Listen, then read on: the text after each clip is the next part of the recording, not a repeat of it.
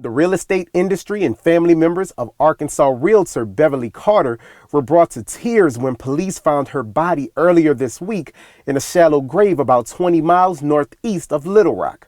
Carter had been missing for 5 days prior to the discovery when friends and family said she did not return after showing a home in the community. The story sent shockwaves not only through Arkansas, but through the Louisiana realty community as well. The Louisiana Realtors organization sent out a notice to members mourning the loss of Carter. They also added in that statement, "We would like to take this time to stress the importance of realtor safety. In our industry, it is not uncommon for us to face risk or stumble upon dangerous situations. We encourage you to empower yourself with the tools of knowledge and awareness." And locally in New Orleans, Ladder and Bloom Realty held a training and education seminar in Metairie.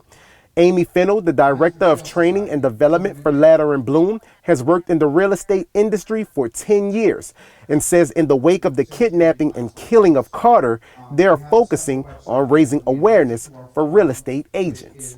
It's something that's always been in the back of an agent's mind, but not always implemented in practice. She says there are specific policies in place for different offices in different locations, but there are safety guidelines that are implemented industry-wide. They start with getting identification from prospective clients before meeting them in person.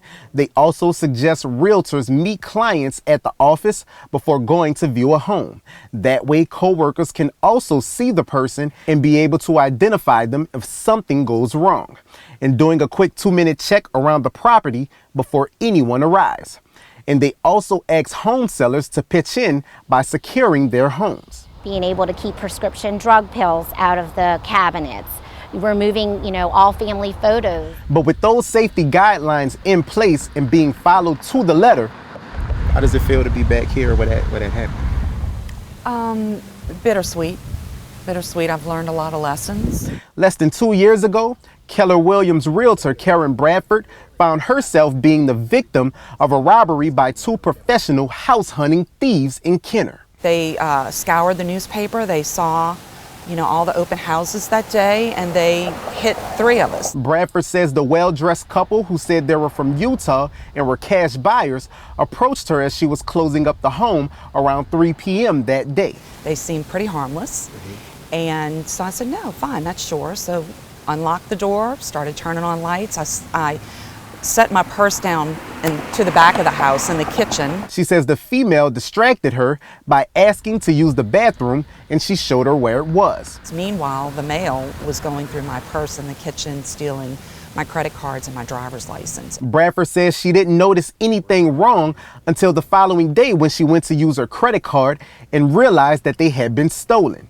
By that time, the thieves had already charged about $3,000 worth of goods on her credit card. She says after reading about what happened to Beverly Carter, she realizes it could have been worse. They could have hit me over the head. They could have kidnapped me. So I do think of those things as I look back at that. Bradford says it took her a year to go back out and show homes after the incident. She's also considered taking some self-defense courses, although she hasn't started any yet. Now she says she uses technology to aid her in selling homes. Keller Williams, along with many other real estate companies, have virtual tours online for nearly every home they sell that buyers can look at. She has installed apps with panic buttons on her cell phone now, and aside from the industry and company safety policies, she uses the buddy system among realtors when she's showing an open house. I absolutely get someone to work it with me, so that I'm not alone.